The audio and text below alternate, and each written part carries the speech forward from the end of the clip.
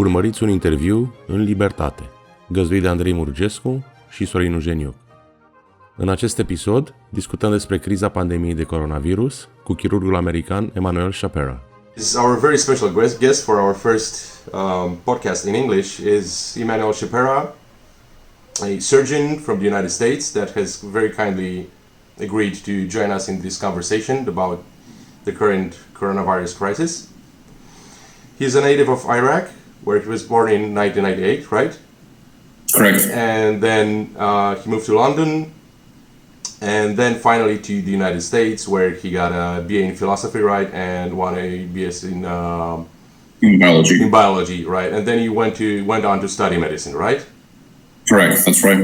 Cool. So, and now you're a bariatric surgeon. Did I get that right? Correct. Yep, that's right. Training to be a bariatric surgeon. All right. So you're still training to do that. Correct. Yeah, but board certified general surgeon. Right. So can you tell us a bit about your, just to kick this off, about your childhood, about your time in Iraq, and how you came to move to Great Britain and then to the United States? Of course, sure. As you said correctly, I was born in Baghdad in 1988, and I was the son of a fairly well-off middle-class family. My mother was the daughter of a very hard-working restaurant owner who was actually my maternal grandfather. He was a villager in northern Iraq, and he had some French missionaries come to his village, and he learned French cooking habits from them, and he took those habits later on in his life and was able to establish a restaurant in Baghdad in Iraq. And then he became successful. My mother became a lawyer in Iraq. Iraq at that time was under Saddam Hussein, who was a secular dictator and defeated the Islamists. So under Saddam, Iraq was prosperous, but then of course with George Bush Sr., his war on Iraq for Kuwait and Kuwaiti oil devastated Iraq and forced Saddam's hand to be an Islamist. So that became a hostile country for Christians and for seculars. And so my mother encouraged us to move to England. My dad worked for a British construction company called John Lang. So that was easy for us to move legally to the United Kingdom, which we did so, thankfully. Right. And then we were stuck there for 14 years trying to move to America. Right. So basically you say that things went south when, for Christians especially, right? When during the first, or after the first Gulf War. Correct. That's right. Yep. 92 onwards. So before that, things were better for the religious communities of all kinds? Absolutely, yeah. I mean, Saddam wasn't interested in promoting religious rivalry because his own religious background, being a Sunni Arab, was heavily outnumbered by the Shia majority. And you can see the consequence of not respecting that logic to this very day, where we constantly have a Shia majority trying to fight a Sunni minority, and the Sunni minority fights back in the form of Al-Qaeda or in the form of ISIS. And down the road, they will fight back again just as brutally and as savagely as they have in the past against constant Tehran Shia oppression. Right.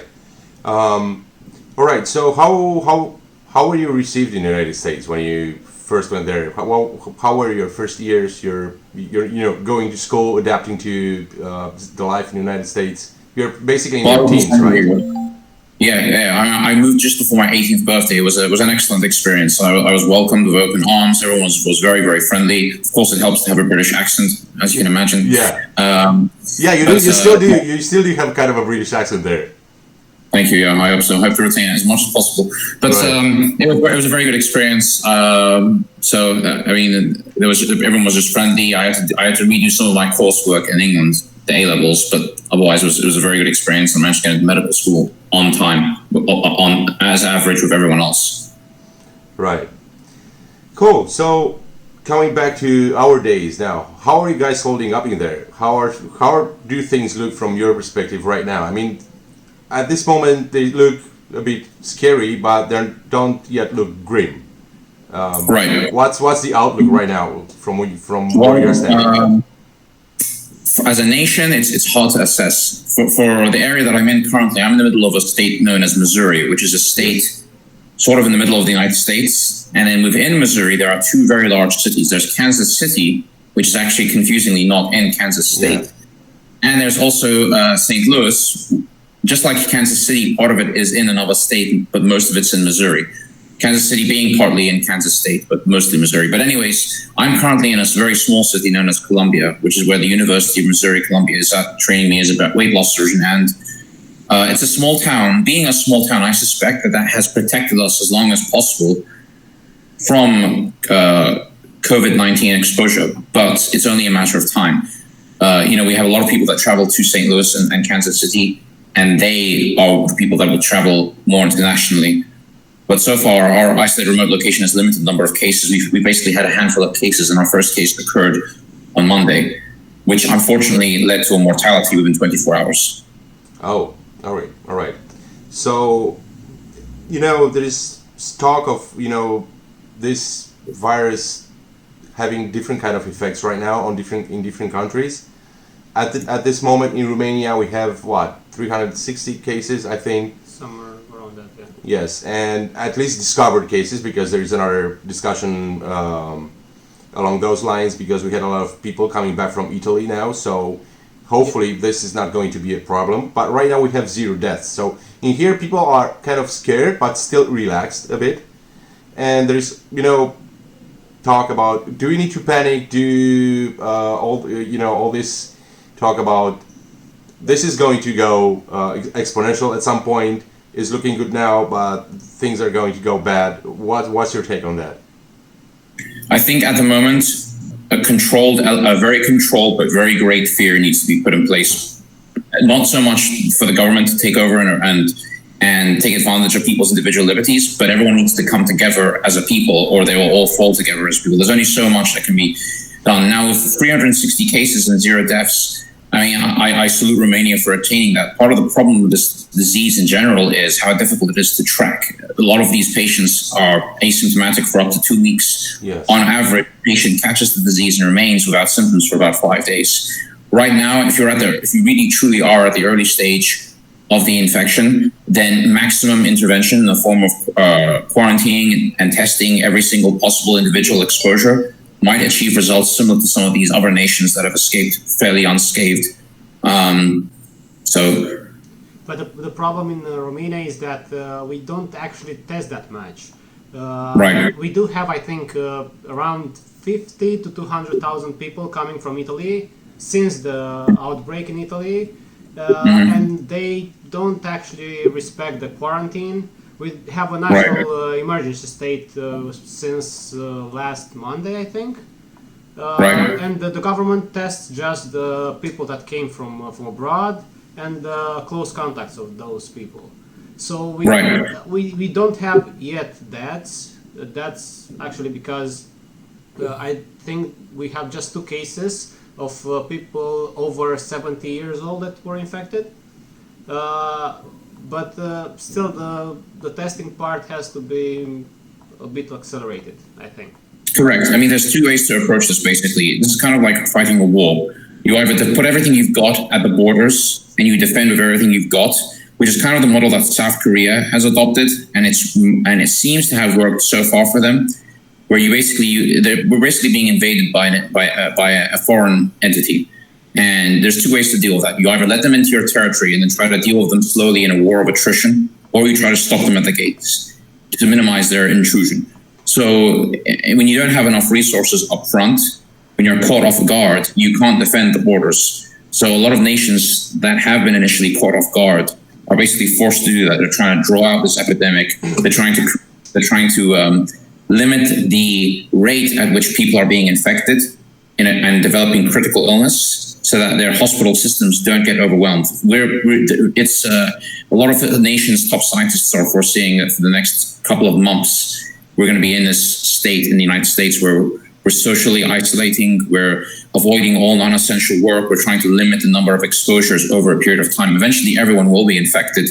Just like an enemy that invades your country and you start a guerrilla war, eventually they will touch every part of your country and there'll be devastation. But the idea is that low level of intensity that's constantly going on will wear them out. Same thing with the virus. Eventually, the maximum impact of the virus will never be very high, but it will be drawn out so that the system is never overwhelmed.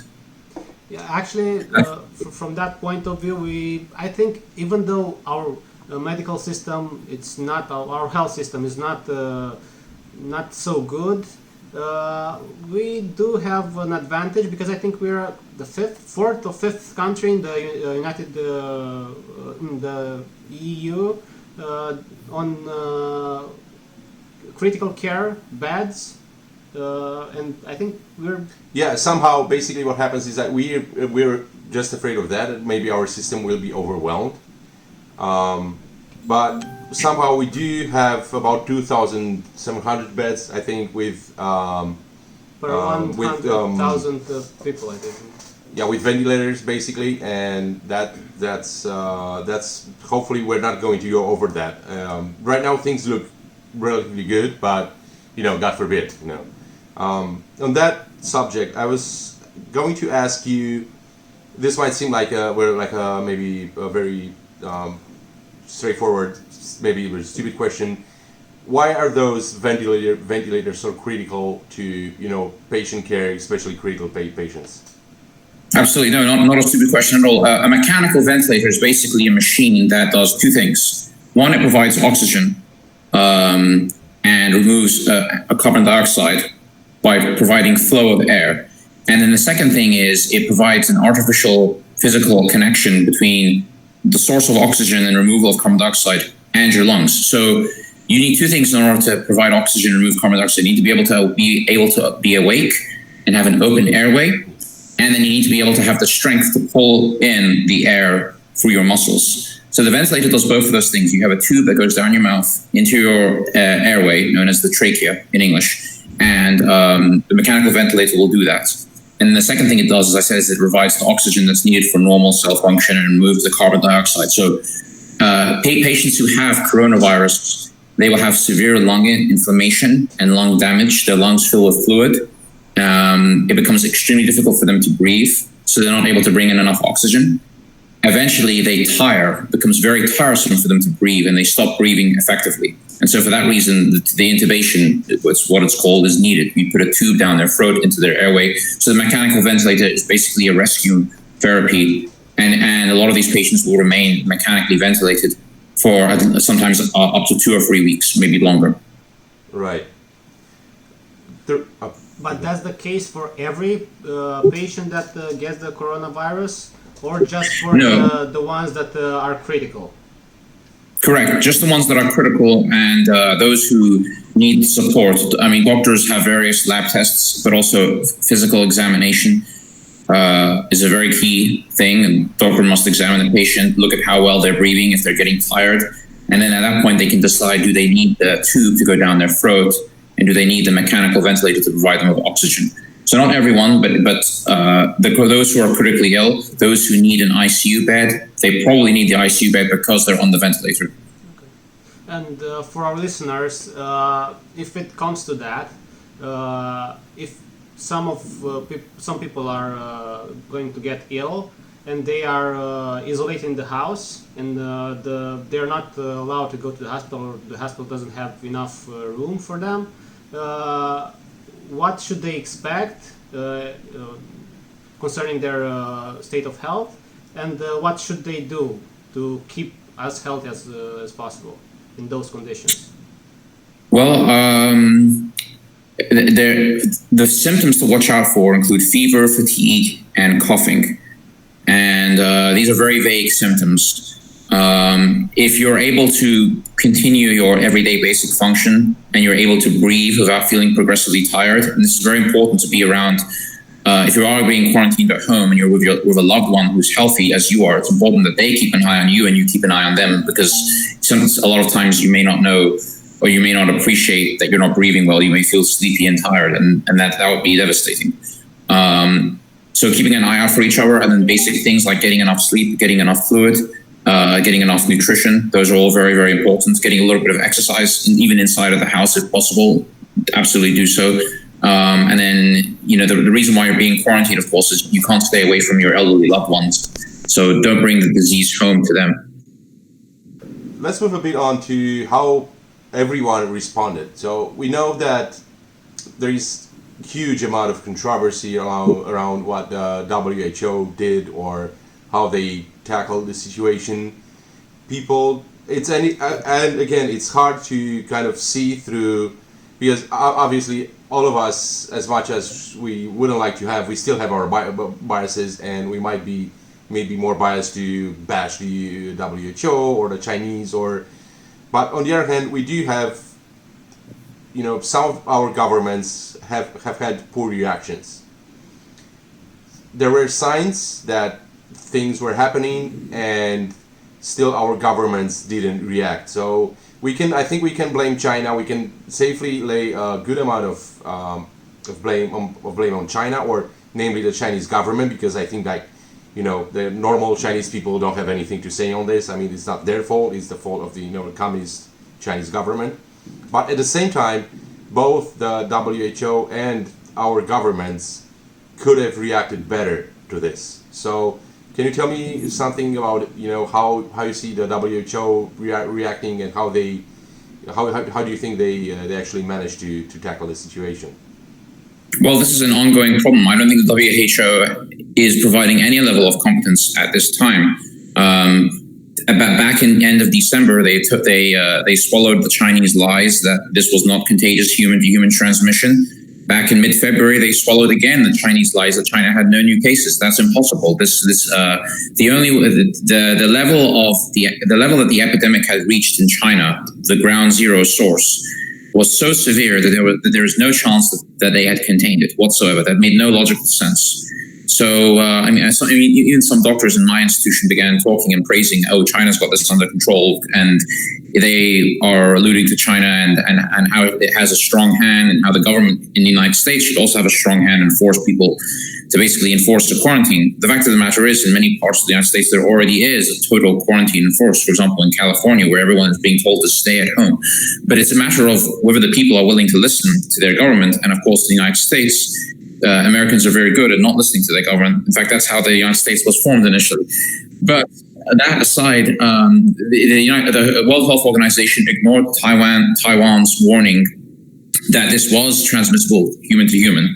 But because the World Health Organization, as a component of the UN, is so intrinsically linked to China, China has this one China policy, or the government in Beijing, I should say Beijing and Taiwan. Beijing has a one China policy.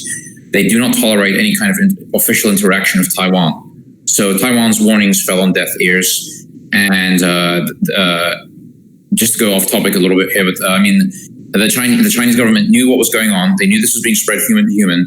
They permitted a very large public banquet to occur in Wuhan as late as mid-January, well after people had already strongly suspected this was transmissible from human to human, where thousands of people had gathered to celebrate the new Chinese New Year. And China, as a major manufacturing hub and as a major business partner to many other states around the world, especially to Italy, which is very interesting, it was a perfect breeding ground and spreading source for the coronavirus, and their lies in the name of money facilitated this. So there's a lot of blood on the hands of the Beijing government and on the World Health Organization, which continues to be absolutely clueless.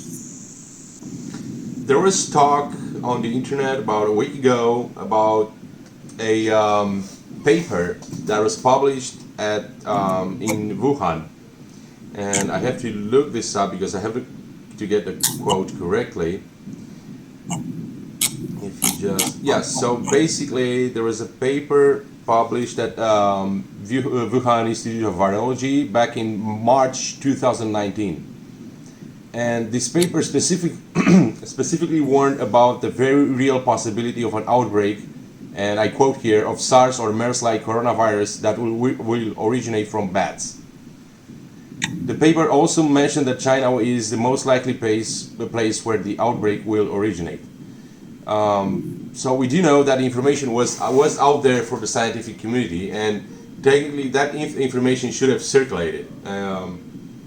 But we still didn't hear anything. I mean, at least the general public didn't hear anything up until January. I mean, the first time I actually gave any credence or attention to this topic was probably at about the end of January. Up until then, I was more interested in maybe the Trump impeachment proceedings or something else. But basically, there was, between that paper being published and it was a review paper, and that matters a lot, because supposedly that it probably means that they were on it since 2018 maybe.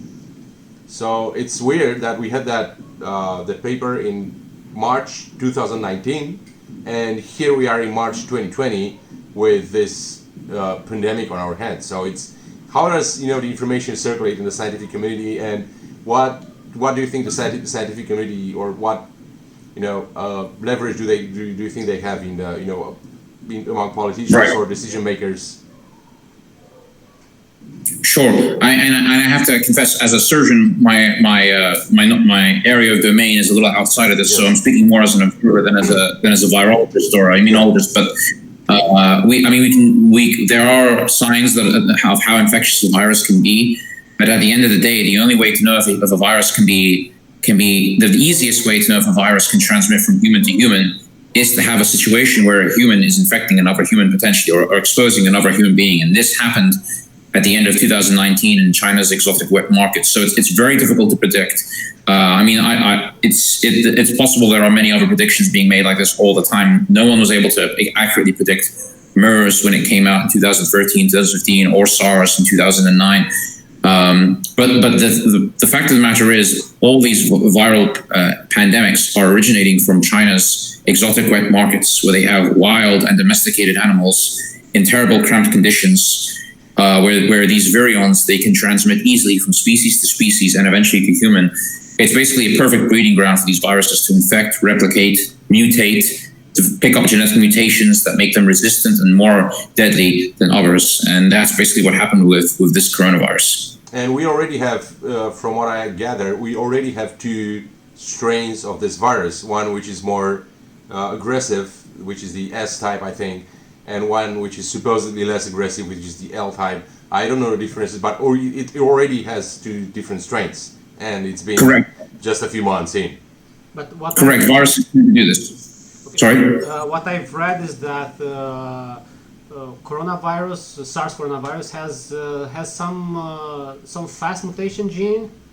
I read a paper about it, and even though if we'd find a vaccine, it's not sure that it will be the case that it will be useful 6 months from now on. Correct. There's a lot of. I mean, I like using warlike terms here because we have to consider this as a war footing. There's a fog of war here. We don't know what this virus is going to do or how effective it's going to be. Some viruses, you develop a vaccine and the vaccine is more than 90% effective, and basically it's no longer considered a pandemic threat. Some viruses, though, they mutate. The simpler the virus, the easier it is for it to mutate. And basically what that means is every time the virus inserts its DNA or its RNA into the human genome, and then it gets replicated, there's a lot of errors. It's like trying to copy, it's like using a typewriter versus using an autocorrect keyboard. Our human DNA machinery has an autocorrect keyboard whenever it tries to replicate DNA. A virus doesn't have anything like that, anything sophisticated to correct any errors when it replicates its DNA. So it'll pick up errors, and those errors, 90% of the time, those errors will kill the viral particle and make it ineffective, but 10% of the time it'll make it different and survive, or maybe even worse. So if it's different, if the gene is different, then the protein it makes is different. And if the protein it makes is different, the immune system will not recognize it. So the way vaccines work is you give a small amount of the viral protein to the human body, nothing that will cause an infection, and then the immune system creates antibodies, so it's prepared for another infection. But if the protein is different, the immune system is naive, it doesn't recognize it. So it's hard to say how much this is going to mutate, and it's hard to say because sometimes even if it mutates, the vaccine can still partially work. That's how the influenza vaccine works. Even vaccination against the wrong strain can provide limited protection. Okay. Cool. Now that we're talking about this, the war footing and the fog of war, all the, warlike language. It's interesting you touch on that because it's something I wanted to touch on. Because there is this issue with politicians and not, in the words of one of, I think, Obama's aides, and I think the words were actually, I think they might have been actually copied from Lenin. And he said, never let a good crisis go to waste.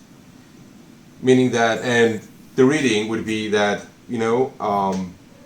now that people are scared, so people would be basically more willing to give off some of their power to us in order for us to protect them. And this is something that people warned about the general use of and I'm not worried when I hear you talking about fog of war, but I'm totally worried, or I'm starting to worry when I hear a politician talking about we're going to war against whatever, this virus, the drugs, basically when they do that, they already kind of set the stage for you giving them more power. Absolutely, there absolutely is a danger, and there's two key counters to that danger. One of them is, as you mentioned, the society that loves freedom. But if you're in a nation that's historically been oppressed, then the second counter is to remind politicians that war does not last forever. War has objectives. So the powers are being implemented. If the government truly does need more powers, as recommended by health experts, there has to be a goal for what those powers are. And for a historical example, the United States in World War II. The government worked very closely with the industry, with Ford, so that tanks instead of cars are being produced. And then even as ancient Rome, dictatorial, monarchical powers were assigned to the consuls, or rather, actually, a dictator would be appointed whenever Rome was threatened by an external invader. But once the external invader was destroyed, the dictator would relinquish his powers. A number of dictators like Sulla and Caesar refused to do so. So there is a danger there, but people have to be constantly reminded that war doesn't last forever. This is not going to last forever. This will abate, and when it does, then the powers that the government acquired need to be destroyed at the same time. There needs to be a temporary assignment of the powers. And then renewal if the viral pandemic continues. If it doesn't, then it should be allowed to expire. Cool. Now, would you like to ask something? Yeah, I do have a question regarding the general picture. If you look at the first 20 countries that are affected by the coronavirus, you can see that there are a lot of cases in Italy of people that are infected, but also a lot of people recovered. And you can see that in China, in Spain, Iran, France, South Korea, you see a lot of people that are recovered. But at the same time, there are some countries like USA, Germany, and Switzerland that have a low ratio of deaths compared to the total cases, but at the same time they have very few recoveries. How that can be, and what could be a good explanation for those numbers? Well, I think you touched upon it already, but basically the makeup of the population. So France may have a large younger immigrant population that would be resistant to acquiring symptoms of the coronavirus, so they're not being tested. But then the few that do acquire the coronavirus, perhaps the more elderly citizens, are the ones that will suffer a higher case mortality rate. They're much more likely to die when they catch it. So those are some of the things to consider. The other thing is some of these nations that are intimately linked to China by trade are paying a heavier price than others. We know, for example, Italy, a lot of their clothing manufacturing industry was outsourced to China. And in fact, there's a lot of clothing factories in Wuhan. And there are about approximately 300,000 Chinese nationals living in Italy. And so it's not a coincidence that these trade and immigration connections between Italy and China, it's not a coincidence that they exist at the same time that Italy has become one of the most heavily infected nations in the world. Things that will also result in deaths include medical problems that the patient already has beforehand. And then the other thing is, it's very hard to say exactly who's having this coronavirus right now, because as we mentioned earlier, not everyone's getting tested, and a lot of patients are remaining without symptoms for several days, on average of about 5 days between catching the virus and developing symptoms. So I think our statistics will change as time progresses. We'll be seeing more cases in France than we suspect. if we were to test everyone, we'd see that some of these people have actually developed coronavirus and have developed an immunity. Okay.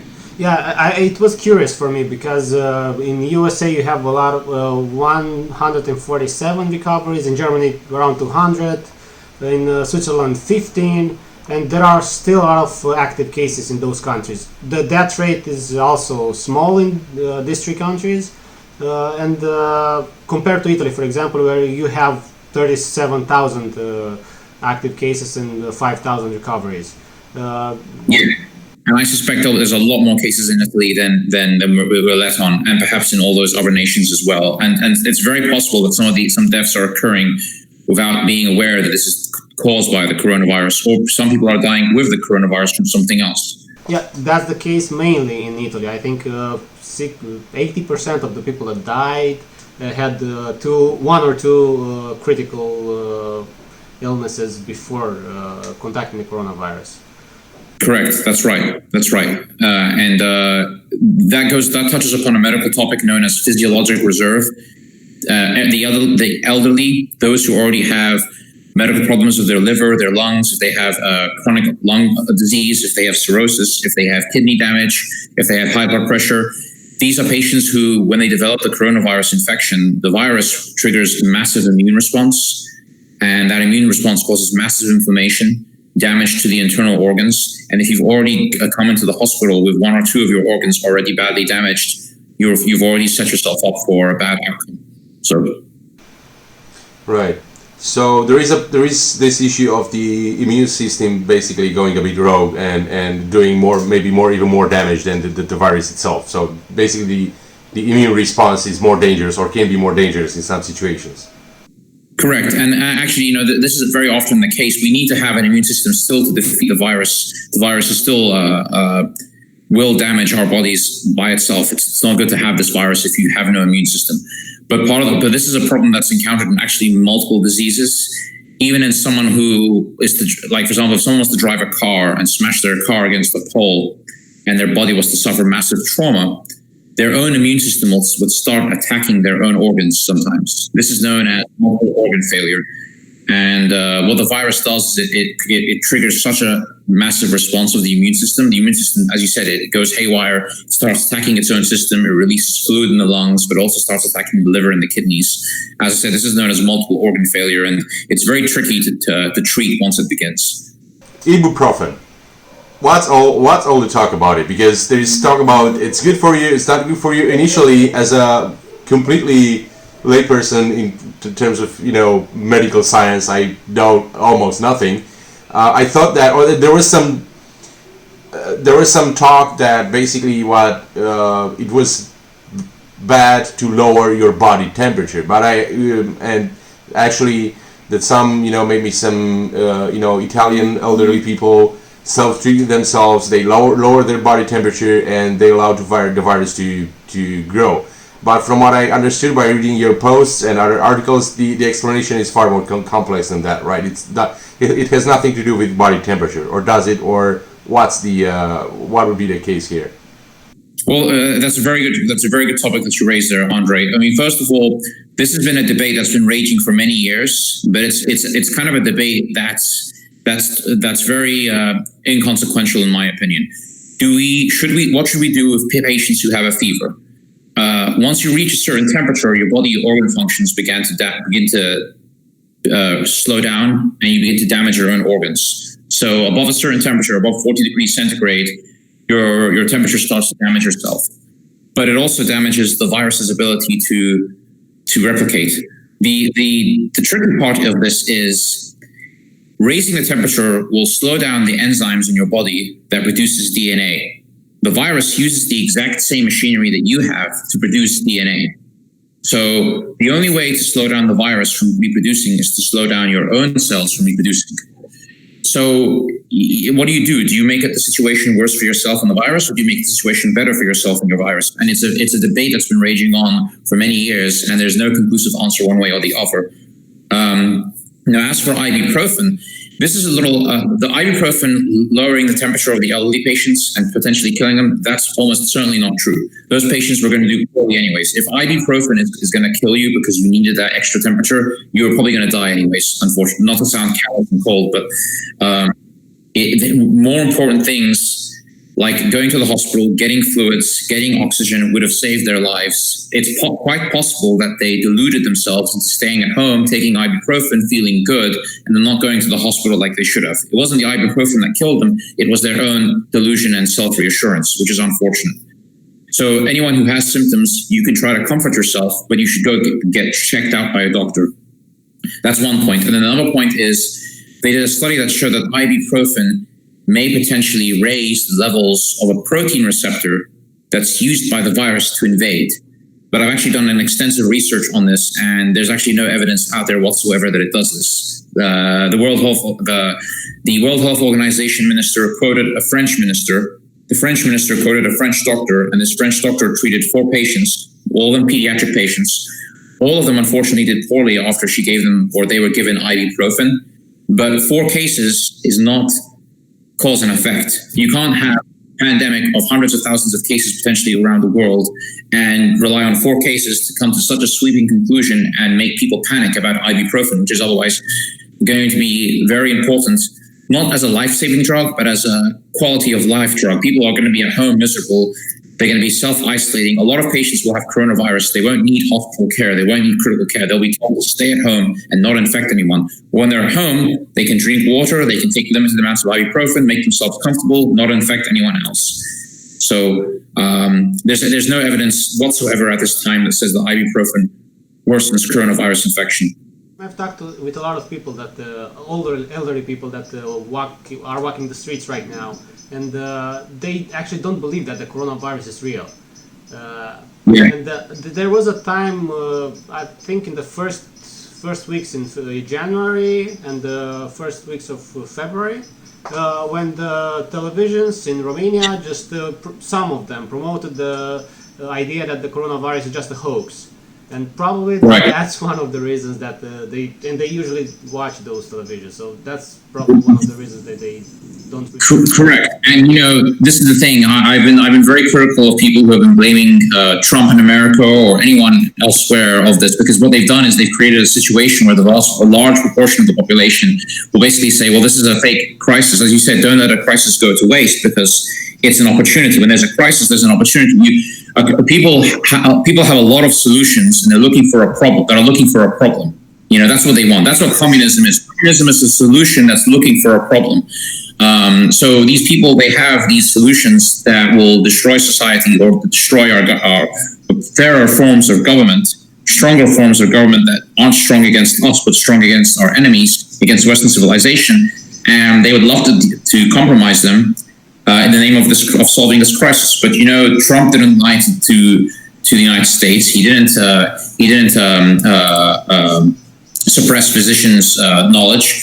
But people are picking up on the criticism and the heat, and they're basically saying, well, this coronavirus pandemic is being made up to go after our institutions and our way of life, which is not so great to have that kind of attitude, because then they're complacent. They're like, well, it's just made up. I have some good friends who adopted this attitude until just a week and a half ago, and now everyone's talking about shutting things down. So everyone needs to calm down, point fingers at each other in America and in the Western world. Yeah, there is talk about Trump having downplayed this, at least in the beginning. Right. My thought was that maybe it was a bit of a discourse mistake, that maybe he wanted to just calm people down. Correct. On the other hand, he did close the borders with China earlier than everyone else, if I'm not mistaken. But what's your take on that? Do you think he downplayed this? I see that his ratings on handling the situation have gone up in the last week. So people are now perceiving him as doing his job as opposed to last week. So what's your take on that, on how he reacted? Well, I think what happened is mostly because of China's lies and the World Health Organization saying as late as mid-January that this was not human-to-human transmissible. If the World Health Organization wasn't going to say this is human transmittable, then there's no way Trump, who was being impeached by the Democrats. I mean, ultimately, the Democrats and the left wing have produced such a massive barrage of critical attacks on Trump that they're trying to immobilize him as a president. And the impeachment process was the tip of the pyramid. It was basically an attempt to stop him from being president, period. Yes. But they've done a very good job of trying to immobilize him and distract him. And so a lot of this blame falls on their shoulders and falls on their doorstep for creating a completely unnecessary political distraction at a time when a pandemic was brewing. And when Trump finally did close the borders of China, Schiff tweeted Trump's being racist. Then when Trump calls out that this virus is the Chinese virus, which is unhelpful from a rhetorical standpoint, because it may or may not be emphasizing attacks on Asians, which I think is unlikely. I think if you're a disgusting racist, you're going to attack people regardless of what the president says.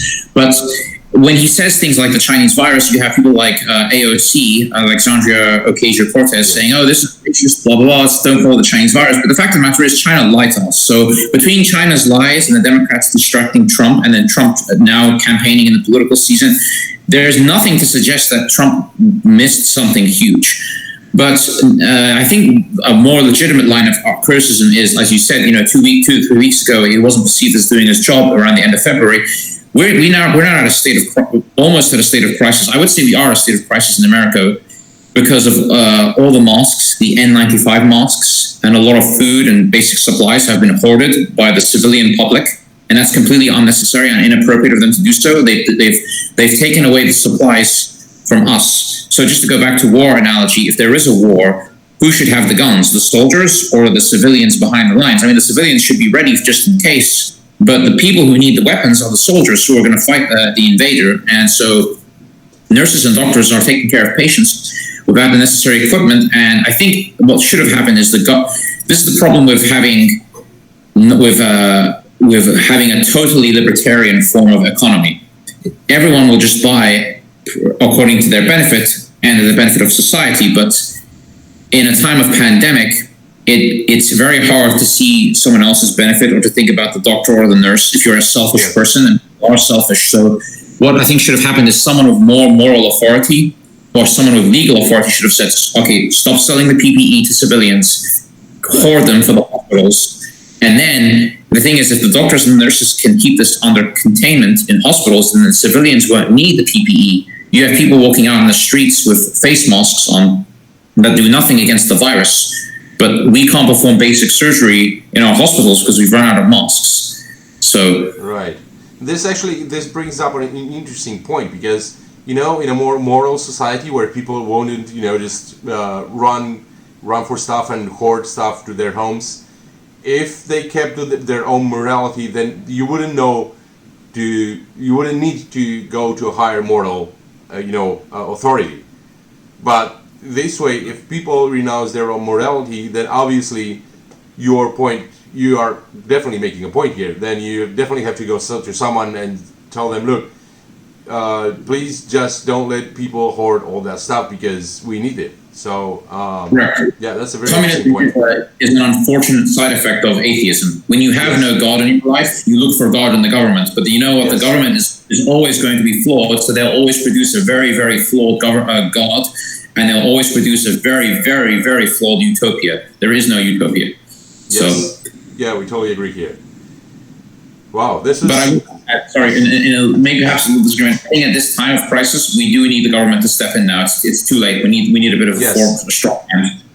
Yes.